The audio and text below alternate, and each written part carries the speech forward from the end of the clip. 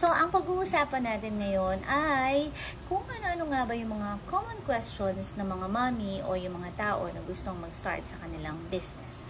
Okay, number one, syempre is, ano nga ba yung idea mo o concept mo sa pagtatayo ng iyong negosyo? So, kailangan aralin mo muna siya, isulat mo muna, ano ba yung gusto ko? Gusto ko ba ng parlor? Gusto ko bang magtayo ng isang karinderya? Gusto mo ba magtayo ng isang school?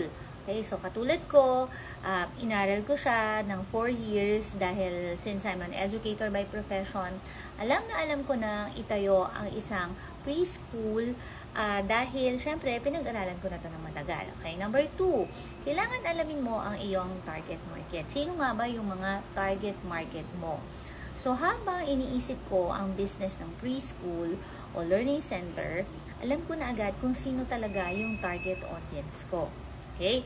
So, dati, ang marketing namin is tarpaulin lang, flyers lang. So, which is very, very effective naman siya.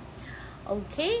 So, number 3, paano mo ipaplano, mapapatakbo ang iyong negosyo? It's either ikaw ba yung magtuturo, kukuha ka ba ng teacher mo kung kunyari preschool yung gusto mong itayo o learning center? Number 4, ano nga ba o magkano ang magiging initial cost mo sa pagtatayo ng iyong business? So, depende to kung gaano kalaki yung gusto mong itayo, kung gusto mong building agad, o gusto mong small learning center lang, or tutorial center lang. So, kailangan alamin mo kung magkano yung pera na kukunin mo o iipunin mo para makapagtayo ka ng business na learning center or tutorial center. Next one is, saan mo plano itayo ang center na ito? So, depende to kung magkano pa rin ang magiging budget mo. Depende rin ito sa location. Okay? So, madali siyang sabihin na kapag malaki, maganda siyang gawan ng isang learning center. Pero, maganda siya kung hindi ka nagkakaroon ng overhead.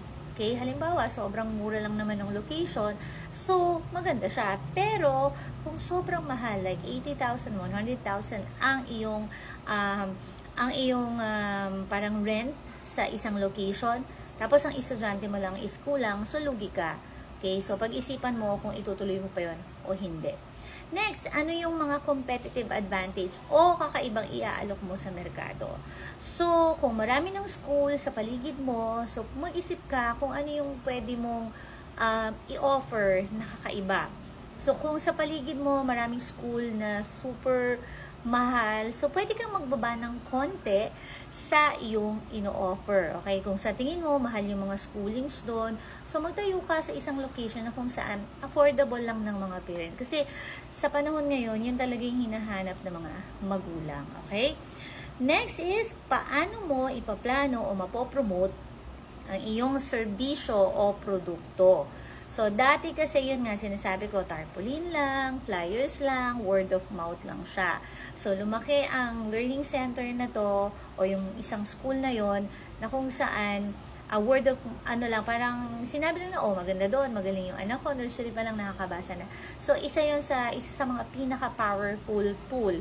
Kapag maganda ang serbisyo mo, sasabihin yan o masasatisfy yung mga mommies o yung mga customer mo, so sila na yung magiging marketing mo. Pero marami tayo ngayong ways on how to market. So nandyan si Facebook ads, nandyan si TikTok, okay? So nandyan marami. Okay, marami ngayon, hindi katulad dati. Okay, next, ano ang iyong marketing strategy? Yun nga, nabanggit ko nga na pwede kayong mag-marketing online, okay, sa Facebook lang, okay, pwede rin pa rin kayo mag-banner. Okay, next one is, paano mo itataas ang pondo o capital para sa iyong negosyo? So, if you want to add more services on your business, so, syempre, kailangan may idadagdag ka doon na something different o kakaiba din, na kung saan magbe-benefit din yung client mo o yung customer mo. Okay? Next is, syempre, kung meron kayong business, kailangan meron ka ditong legal steps na dapat mong sundin. Okay, andyan yung register your business, okay, pay your tax, or pwede naman palakad mo na lang sa taong yun yung kanilang expertise para hindi ka na mapagod. Okay, paano mo pangangalagaan ang iyong mga customers? So, syempre, kailangan kung customer mo na sila, kailangan gandahan mo yung servisyo nila para doon pa rin sila sa'yo mag-i-stay. Kasi pag hindi sila satisfied sa'yo, hindi na sila mag-stay. Alright? So, paano mo ituturing na, or paano mo siya ititreat na possible problem or hamon? So, in building a business, sobrang daming hamon yan, okay?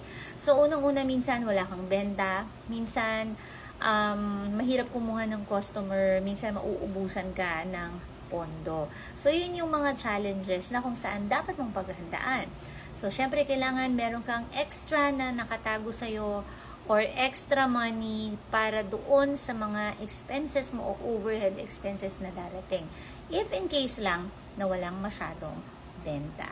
Okay? So, lastly, I think, kung medyo malaki-laki yung capital or yung gagawin mong business, mas maganda na meron kang kasosyo o supplier para sa iyong business. So, kung kakilala mo naman siya or kaibigan, kahit na kaibigan pa, kailangan black and white yan or meron kayong dapat kasulatan kung ano ang mangyayari. Kasi at least meron kayong pinanghahawakan, whatever happens man, diba? Kung ano man yung mangyayari sa inyo. Or, syempre, mas maganda kasi, parang kasal kasi yan, no? So, kailangan laging merong kasulatan. Sa rentals ng bahay, may kasulatan yan. Sa mga agreement ninyo, dapat may kasulatan yan. Okay? At yun yung magsasalita para sa inyong dalawa, whatever happens. Okay? So, again, kung nagustuhan mo or may natutunan ka sa video na to, like, share, and comments ka lang para mas ganahan pa akong gumawa ng video na katulad nito. Happy sharing!